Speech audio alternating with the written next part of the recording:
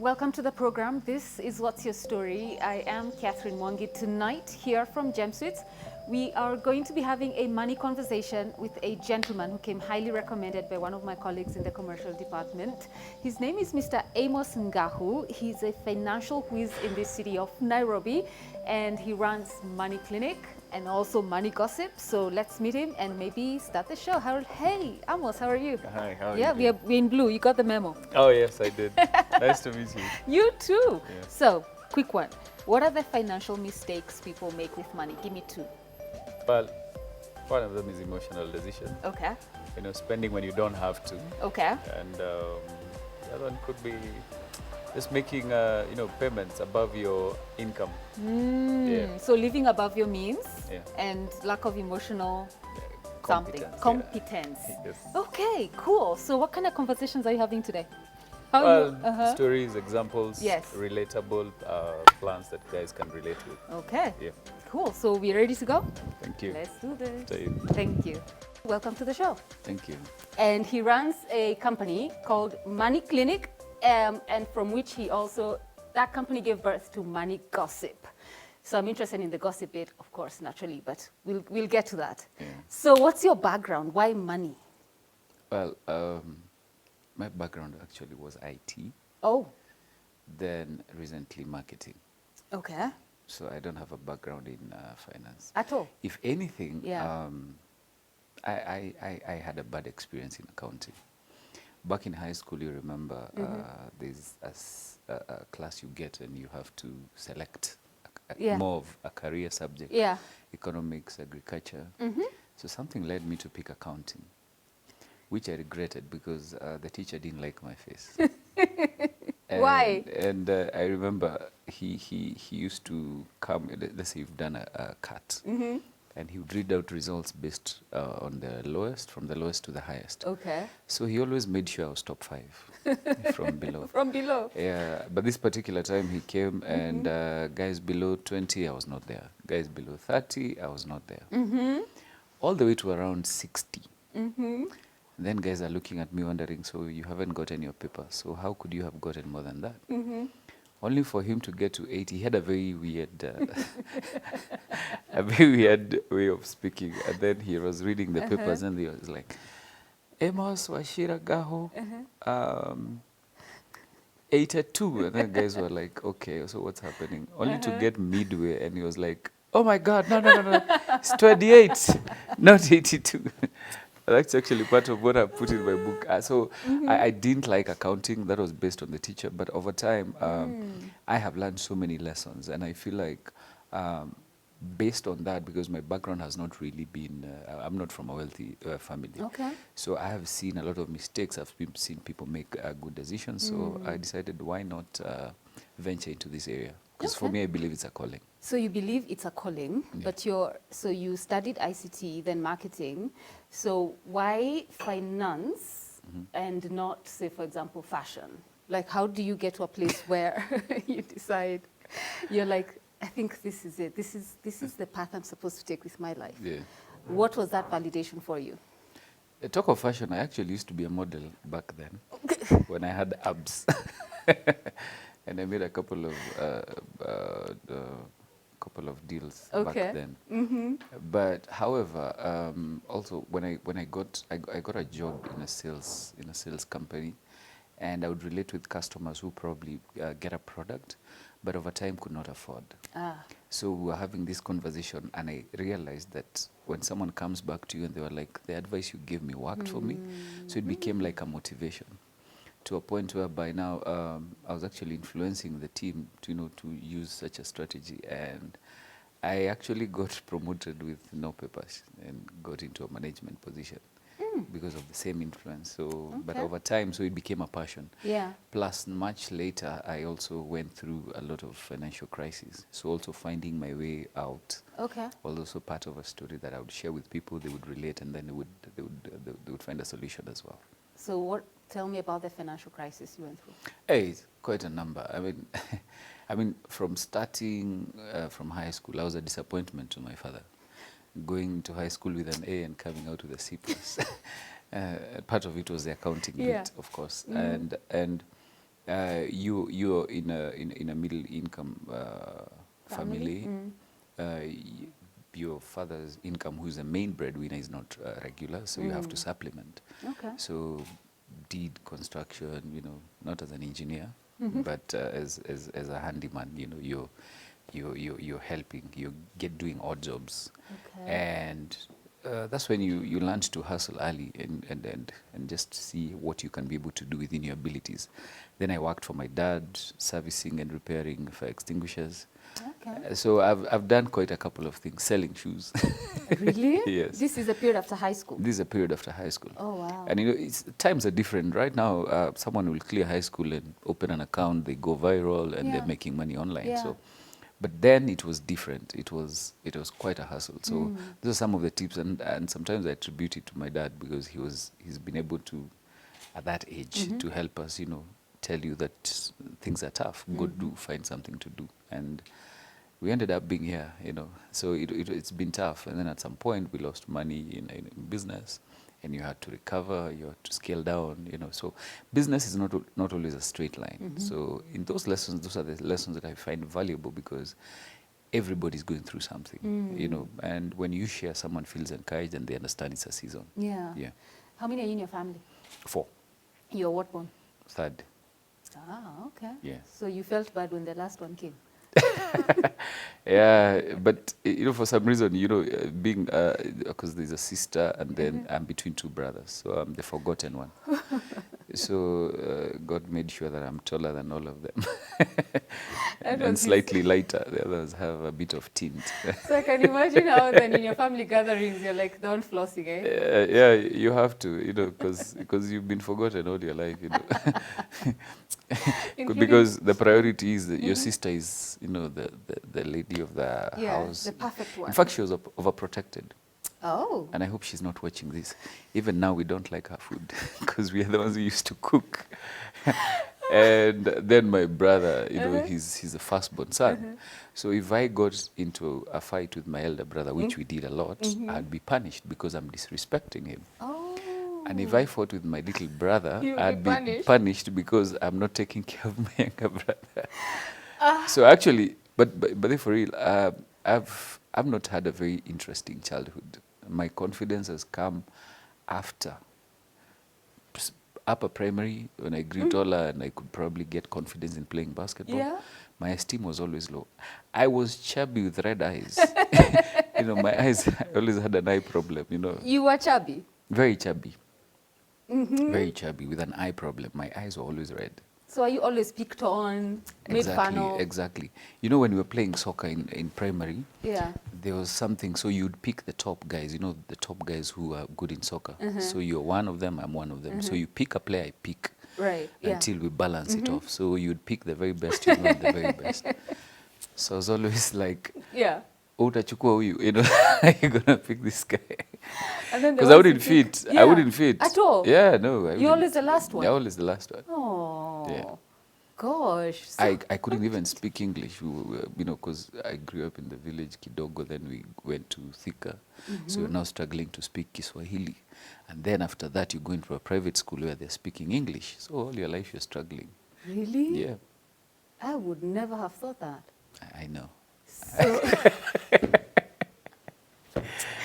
So you struggled to fit in? Yeah, you struggle.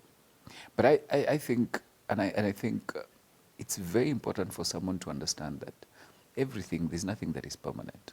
It's a season. I like the story of your childhood a lot, because then it also informs, when you look back now, you look at how you grew up and your family. At what point did your confidence shift? The person that you are. At what point did you say, you know what, I'm actually good enough. There's nothing wrong with me. I must say that basketball played a major role. A major role. Up to now, they still call me Steph Curry. After Stephen Curry. No, you got it. Very smart. Yeah, they actually won one with the Lakers currently. But I got to a point where you grew taller, and I realized I was good in sports, actually. Because within a very short time, I grew tall, because I think from class 7 all the way to Form 1, my parents were coming to visit me, and they were like, okay. Yeah. So what's happening? Then some things, I'm a quick learner, so some things came in naturally to a point whereby early in high school, you're actually playing in the first five. Ooh. So that grew a lot of confidence. And, you know, now two girls are beginning to ask who's number 8. That time I was wearing a Lakers, we had Lakers uniform in high school, so I was wearing number 8. Kobe then used to do the same. So, and that confidence kind of grew to a point whereby even if you are having a bad day in the construction site, when you go in the evening to play b-ball, you're king, man. You're the person speaking. And that helped me grow my interpersonal skills, relating with people. Some of the best deals or connections I've gotten are from basketball. So that's why I encourage parents, if your child can at least do one sport, at least one sport, they don't have to be good at it. Let it be a place where they go. Let it be a safe space. I'm in a group whereby we go play on Saturdays if we don't have a league game at 6:30 in the morning. Men of all ages, and it's normally a very nice. That's where we go and you know, let it out. I know we've gone this way, so we are coming back here. Yeah. So, financial crisis. You hustled. I don't like that word, but you know, it's actually a proper English word that, you know, we Kenyans have decided it means something else. But you hustled your way through just to, you know, contribute to the family bread basket, so to speak. And when people started to take your advice and apply it, then you figured, oh, I have something. This must be something. This could be something. So at what point was this could be something? At what point did that turn into the thing for you, now finance fully? Well, I think it was when I was still employed. You know, sometimes you have these corporate trainings. And one of the trainers reached out to the HR, actually the training manager, and they were like, do you know someone who can talk to you about money? Then she was like, there's this guy who I hear, and he's part of us, you can have a chat with him. And I sat with him, and he had gotten a contract in Juba. And I'm like, okay, so I can actually convert this into money. And then I started getting radio shows, you know, getting invited to talk, and someone would reach out, how much is your consultation? Yet it was free. Then I realized, hey, let's convert this. Let me charge a little bit of money and share. And plus also the people who my followers, people who follow you. When someone tells you, by the way, you've said something, and it makes a lot of sense, I can relate. So that's how I was like, let's do this. You know, I smiled when you said someone in your company that time recommended you to whomever was looking for somebody who could talk to the team. That's the story of Joseph in the Bible. You know, was it the butler or the baker or whoever said, there's a man in prison who can interpret that dream. And that's how he just, you know, soared. Everything just soared. So you impacted somebody who mentioned your name in the right space. And then when you went inside, then you discovered, actually, I can do this. So, because most people ask, how do I know this is my purpose? And you just defined it. It happens. And sometimes it goes in, sometimes you don't even plan. I tell people I've not been a social media person. I'm still learning. It's only up to, I think last year, I did a video that went viral. On our gossip today, money does not stay where it is needed. It stays where it is respected. A simple example. If I give you 300 shillings for lunch today, and you had already taken lunch, and probably you've just been paid, so your account is looking good, chances are that money you will not even remember it. But 2 weeks from now, when you walk into your house and let's say you've run out of tokens and you don't have money on your mobile phone, and I remind you, hey, I was to send you lunch worth 300 shillings and I've sent you, chances are that 300 will look like a miracle because you'll have attached it to a recurrent expense, which is your electricity. They have such a huge following, though. It happened in a very short time. In fact, am I allowed to send a shout out? Of course. So this is this is a shout out to Just Ivy, Africa. I think you know her. She's an influencer. So I did not know. I was not big. So I've shared a video, and then I'm being told your friend Just Ivy has shared a video of yours. She's like, you know, it makes a lot of sense to me. I'm like, who is that? Then my guys take my phone, they go to her DM, thank you, you know, and it went viral. So they're telling me, someone calls me, what are you doing to your Instagram page? It's growing because it was reading 2,000, there in an hour it's at 10,000. Then me, I was like, okay. So that's how she did that. She picked something and she shared. And that's very selfless, you know, and if it's something that is useful. So sometimes it happens like that. But now you understand that now the time that you want to push something, it doesn't go. So sometimes I stopped. If it's useful, it will make sense, it will go. Yeah. So some of these things are the ones that motivate you now to get there. And that affirms that what you're doing is what you've been called to do. So then you decided to start Money Clinic. It started on a radio show, and the host used to say, tumefungua clinic, leteni shida zenyu za pesa. And that's when I was like, and everybody who comes to me, and it's interesting, huh? A lot of people know what to do with their money. That's why my approach to finance is more behavioral. I want to understand why aren't you doing what you're doing. So at Money Clinic, we offer now financial therapy. There's a conversation that you will not have with someone. A lot of people are not having money conversations with the relevant people, the stakeholders. Husbands are not talking to their wives. If parents are not talking to their children, vice versa.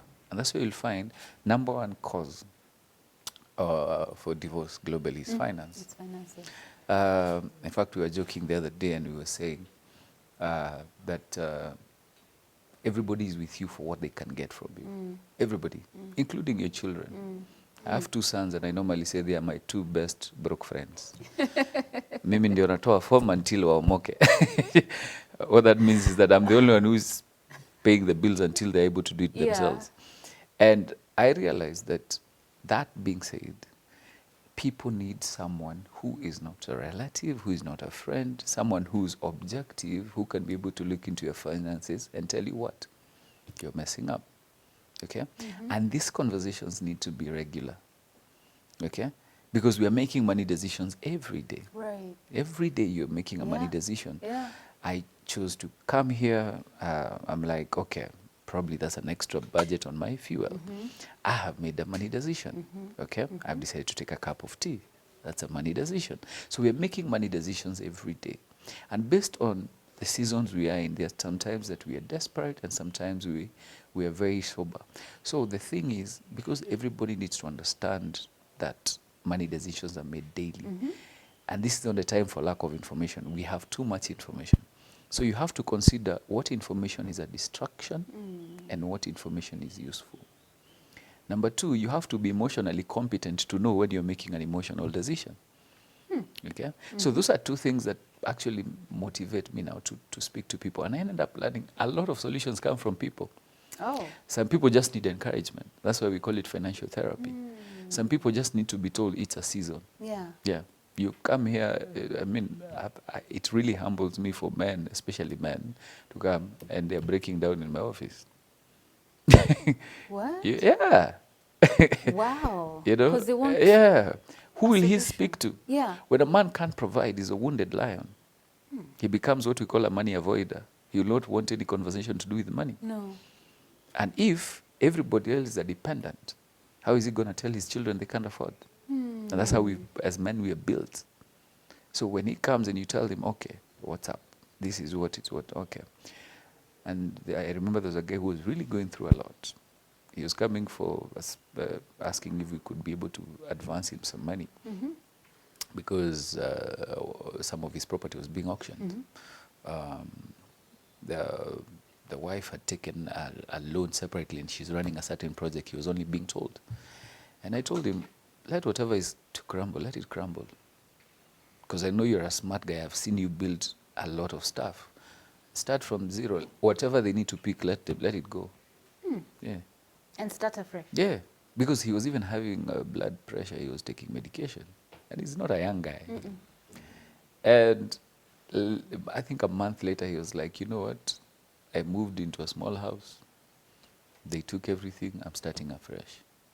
So the only way is up. And it's a very difficult place to be because that's when you also realize that naturally you'll shed off some friends. Yeah. Wow. In fact, all I did is share a story of when we were scaling down, when things were tough. My son was my firstborn. I remember we were moving into a tiny house, and I couldn't find words to tell him why we are scaling down. So I just told him, this is the small house we are moving into. And I remember he said, yes, it's small, but it means we'll be close to each other. Let me tell you something, I've never been set free like that. Because I realize people who care don't matter. And people who matter don't care. And for him, he's learned, because also it was a valuable lesson for him, that you can scale down when things are not affordable here. But what a wise young man. Like, at least we'll be close to each other. Let me tell you something. Kids are adults in small bodies. I've served in the children's ministry for quite a while. And I learned that they observe you. Don't even bother telling them anything. No. Just do it. I love that. We have to take a break.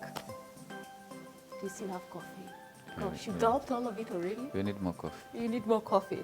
So as we get more coffee, we're taking a very short commercial break. We'll be back with this incredible money conversation. I will ask the questions you want me to ask, so please come back, okay? If we have a goal of leaving something in our children over and above what we leave for them, what we leave in them, they will actually find themselves multiplying what we've left for them. But if you just focus on leaving it for them, it will never be enough. And if anything, they'll just fight for it. And they'll never build something on their own.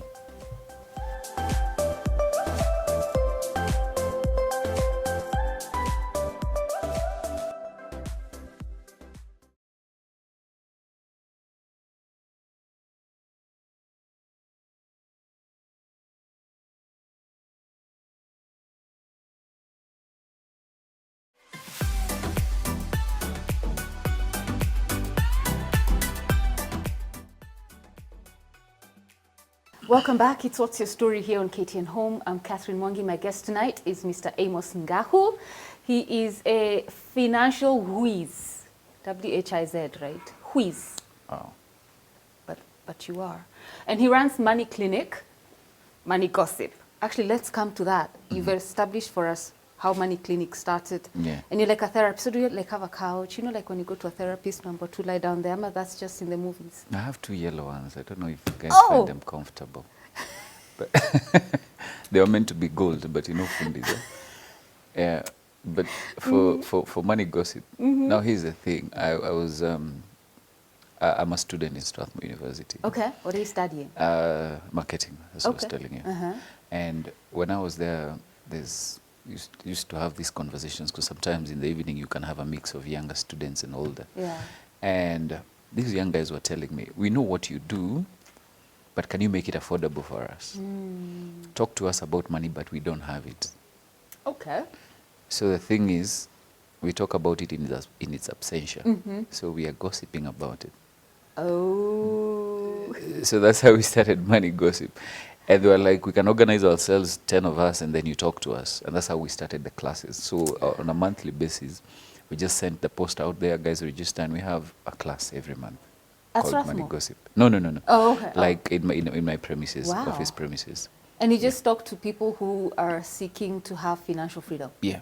Sometimes it cuts across. Someone is in a season where they have money, they don't know what to do, but they have a feeling they're not doing the right thing. Then on the extreme, you find someone is really struggling. Yeah. Yeah, they're on the extreme end. They don't have an income, they're in debt. So when they come, and it's a mix, entrepreneurs. And what is positive about it, initially, women tend to seek information and help when it comes to money. But now, surprisingly, it has changed. Now we have men now finding a safe space to talk about money. Yeah. So now I get a balanced one, or sometimes even more men than women. Is it? Yeah. So how long are your sessions for the clinic? So I book an appointment with you and... Now for the Money Gossip class, it's a morning session where we do breakfast, and then we start like 2 to 3 hours, continuous on a Saturday morning. Yeah. Yeah. And the clinic is like full therapy. The therapy happens. No. Now when people come for the class, because it's a general group. Yeah. So you don't know who's where. Yeah. Now, because for me, I'm not a motivational speaker, No. out of that conversation, we do a personal evaluation, which now triggers some of the areas that you need to talk about. Okay. And that's when now you come now for one-on-one for the therapy, whereby now you're aware of some of the things that you need to be doing or some of the things you're not doing. And then now we get personal. We get now, why are you where you are? What's your income? What debts do you have? And then we grade. That's the financial therapy now session, which is very confidential, because we have to make sure that the details don't come out, because it's a very personal thing. So for us, we want to understand something called money culture, some of the things you have to understand. Why do you do the things you do? You know, one of them I learned is from, I hope my dad is not watching this. And one of the things I learned is it was a very bad culture of being casual. Schools are opening next week, but you're like, we have time. You're opening tomorrow, he doesn't have money. He's like, I'll only find you fare to go to school. I'll talk to the teacher. Exactly. Our dads are like that anyway, in our time. And then the time you've been kicked out because of fees, that's the time he's remembering, nilikuwa na pesa jana. You know, that kind of casualness, that kind of casualness as well can cost you. Because there's some decisions that need to be made intentionally. There's planning that needs to be made intentionally. And over time, you learn to understand that, you know, I cannot be casual. I have to be held accountable in this particular place. A very bad culture we have as Kenyans is borrowing. You're borrowing just because you can access. Yes, you saw the study that 75% of digital loans go to consumption. And you're wondering why you started borrowing for consumption. Because when you're a child, like, Catherine, go to Mama Nani's shop, get this and this and this and this, kuna kitabu ya madeni. And know that they could not pay. No. Yes. It's because that they just feel like they can borrow and they can pay later. And that's when you're wondering why you borrow on digital apps, borrowing everybody from their apps. We picked those habits from our parents. Exactly. We began to understand early that it is okay to have debt for consumption. That's why I tell people, if you have a child, please let them not see you borrow. Oh. Don't let them see you borrow. Because they'll adopt that. Yes. Oh, wow. But anything you do, it's you okaying it to your child. You know, it's you saying it's okay. So when they see you splashing, they know that's okay. Oh, yeah. So let me see what personal story I can share where money is concerned. So I used to be these people who, every coin, I know where every coin is going. Then one day I said, it became a bit too like, surely, I'm not even having fun. Like, I'm not spoiling myself, you know, like, you know, I'm like, I can afford that. Why am I not buying it? Like, why do I have to save for I don't know where? See, at least I enjoy myself now a bit. So I started opening up a bit, just a bit. Then I'm like, okay, I bought it, but I'm not even using it. Why was I buying it? So, you know, I go deep into why did you actually buy that? Does it have, you know, to do with wanting to be like other people? So, you know, that comparison thing. So I had to find a balance where I'm buying things because I need them. And they're going to be functional as opposed to stuff just piling up at home or in my closet and I'm not using them. I end up giving them away because I lost taste for them. So my question, I think, would be, in a case like mine, I had to go deep to find out why am I doing that, right? And go back to being intentional, but then not being like possessively intentional with being strict with how I'm spending my money. Now, without necessarily like chimbaing my life sana, give a generic response to where is the balance between you have the money, yes, and you don't necessarily need to splash it, and it can be fun to either save or invest. Am I making sense? Yeah. Yeah. So for how long have you felt that you're not doing that? Anyway, I'm kidding. Where is the yellow couch? I can only if there's a yellow couch, I'll respond. Yeah. You know, sometimes also look at your background. I really struggled in my early years because now you were working in a construction site. In fact, I remember there was a girl I had a crush on. In the morning, she's going to USIU, but you're going to the Mjengo. But then you have to clean up and look like you're going to work. So you escort her to the bus station, she goes, and then you cross over. So even if you're going for lunch, you'd make sure you've worn a hoodie so that there's no that thing. Yeah. But that one day, I forgot to clean up, and I was going home. You know what they say, that the day you choose to walk out naked is the day you meet with your in-laws. So She saw you? yeah, and she saw me with all the dirty, dusty face. Yeah, and the problem was not her. I could not even open my mouth. I fled. Every time I used to see her coming out, I would hide. You ran? Yeah, I'd hide. You didn't talk to her? No. Any man can understand that.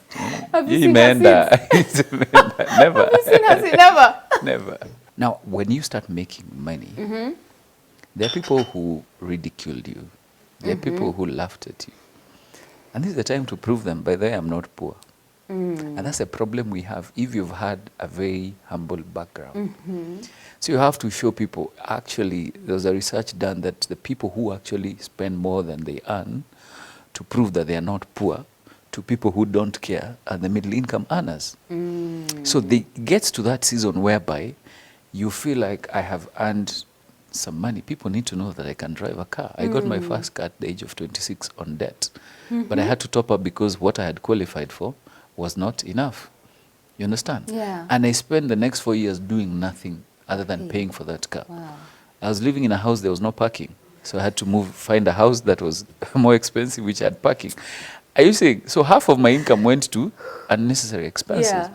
So sometimes it is good actually to look at your background. If you've come from a very humble background, you'll buy things because you saw it somewhere, but actually you don't need it. So you have to know, remember now the emotional competence of knowing that you really don't have to prove to anybody. Yeah. Then also, it also, a very important point, I normally say, I am that person who will tell you life is for the living.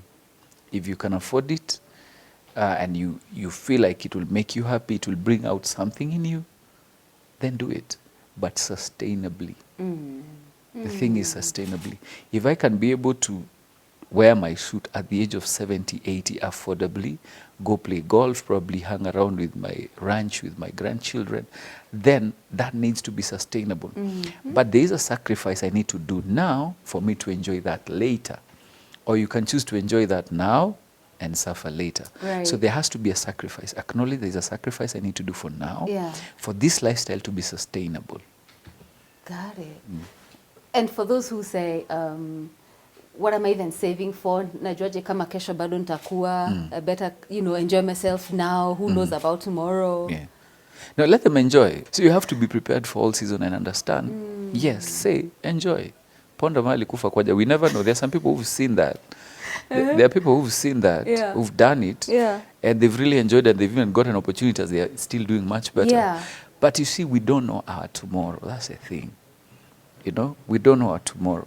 I could be sitting here, and from here probably I get invited to State House, and everything happened, isn't it? Yeah. Or probably I get arrested by a traffic cop, and in the next 1 hour I'm in cells. So sometimes you never know, but you have to be prepared. You have to be prepared for all seasons. Prepared for all seasons. I like that. There's something I read about that you do, which is money nuggets. So is it financial nuggets? So I want us to go through 3 of them. And we'll still come to your book. You're a published author. So when it comes to finances between couples, how should that look like? Well, let me start by saying this, that marriage does not go wrong. It starts wrong. And all the married people here said... And the thing is, if because men will say that I'll have to settle down financially to do what? What that means is that I want to be in a place where I can make my family proud. Yeah.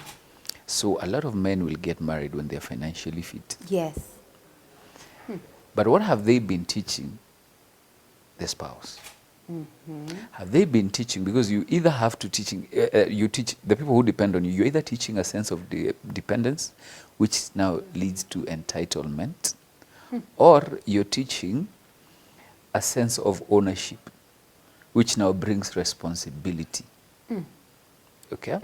So if you're dating that girl who you're always sending fare to, okay?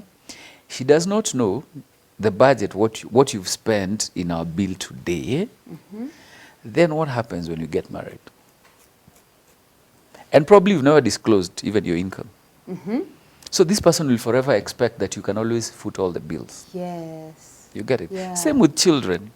When we were serving, I remember the pastor then used to share that every time she would go out with her nieces, she would spend a lot of money in malls. They want to play this, they want to play this. So one time, she realized, why don't I give them each equal amount of money? And I told them, once you finish that money, we go home. That's it. Do you know that 2 little minions came back with change? Oh? Yes, they were busy negotiating because they knew they needed that money later. That's a sense of ownership. They have owned it. And that's why you'll find when you don't teach that, kids will think you're even stingy, even your kids. Okay? They normally say when you're peeling peanuts for a blind man, it's very important for you to whistle. Why? So that they don't think you're eating their peanuts. It's an African saying. This is just showing openness and accountability. Okay? Because at the end of the day, we are living in a suspicious relationship, in a suspicious world. Yeah. And things are not always as bad.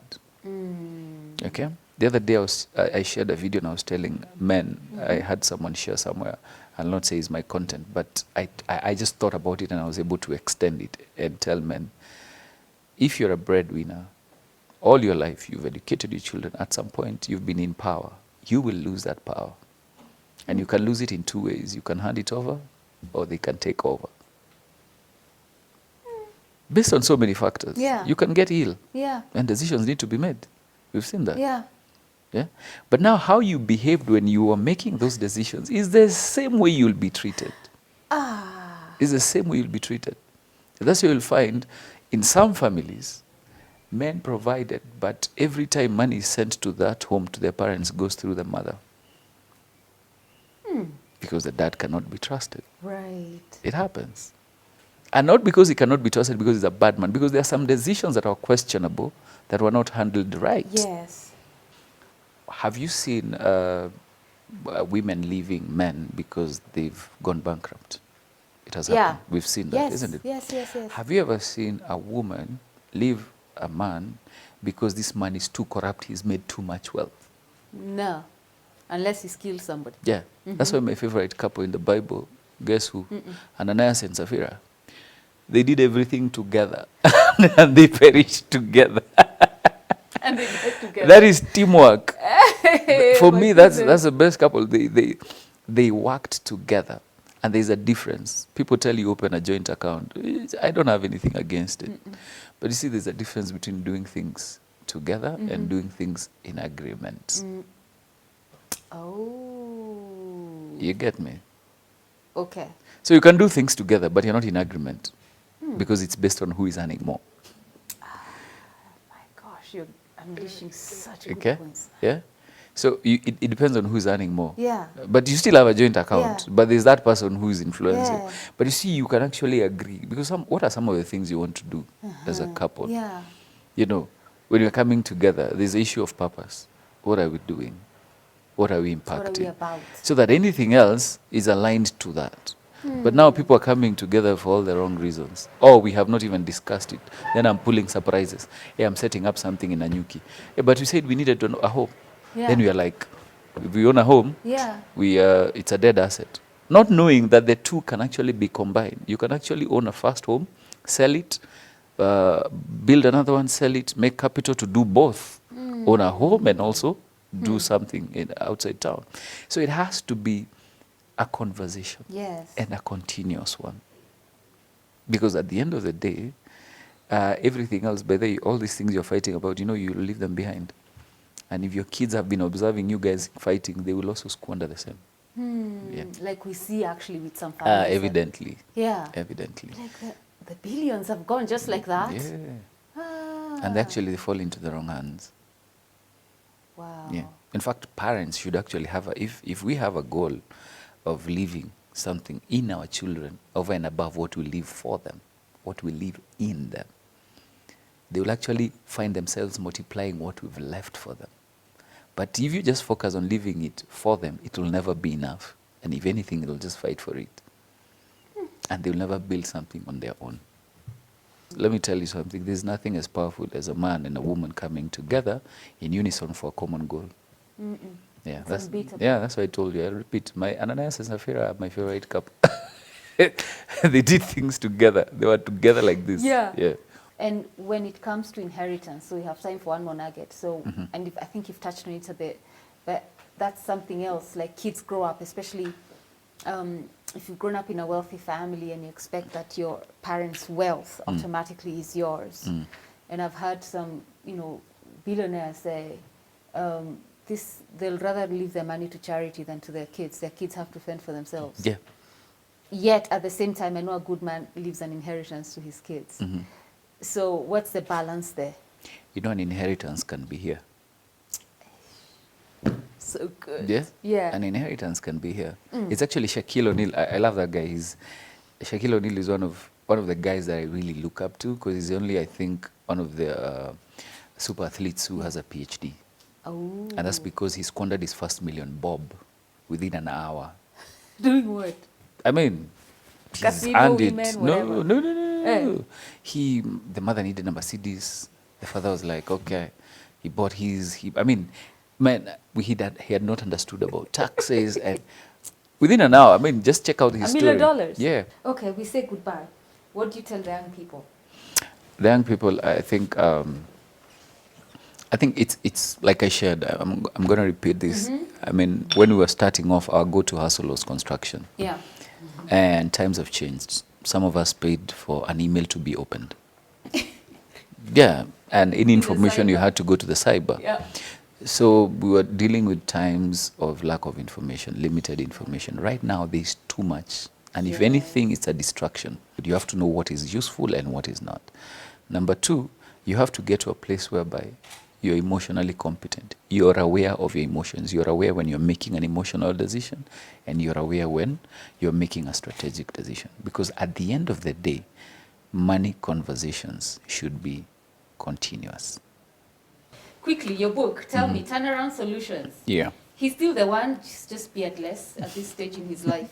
So what's this book about? Yeah, this book is actually a practical guide towards decisions that are made every day. So you're able to do a bit of evaluation. You can do your balance sheet. You can do your budget, which is biased towards people who want to invest. And the activities that you can be able to do on a regular basis. And it is, Naivas were kind enough to host, to store it, so you can find it in any Naivas. And if you ever come across my face and you have it, I'll always sign. Oh, nice. Yeah. Thank you so much for coming. Thank you so much for having me. Thank you in advance for coming again. As long as it's coffee. Millicent will ensure we have coffee and your one little sweetener. Yeah. Thank you so much. How social media you go by? What name? On Instagram is Money Clinic. Clinic ya pesa. Money Clinic KE. And that's where I answer the DMs myself. Because there are people who will come with queries, they want information, so it's Money Clinic KE.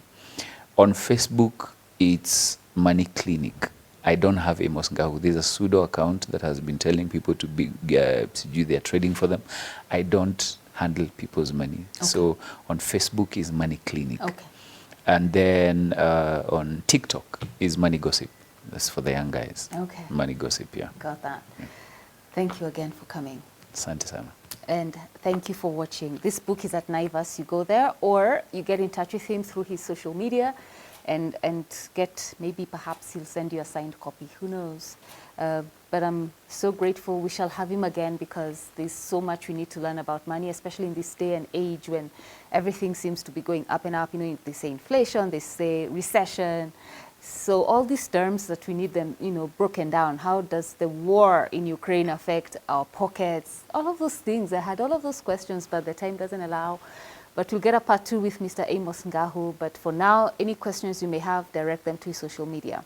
Thank you for watching. The show repeats this coming Saturday at 6 p.m., still right here on KTN Home. And if you can't wait that long, then you'll find it right after this on YouTube. Again, thanks for watching and have a good night. Gem Suites Hotel and Luxury Serviced Apartments currently boasts 2 properties within Kenya. Gem Suites State House Crescent, set in the exclusive State House neighborhood, comprises of 34 well-appointed apartments, and Gem Suites Riverside, set up in a secure, private and tranquil setting in the upscale Riverside neighborhood with 98 luxuriously appointed full-service 1- and 2-bedroom apartments, superior hotel rooms and presidential penthouses.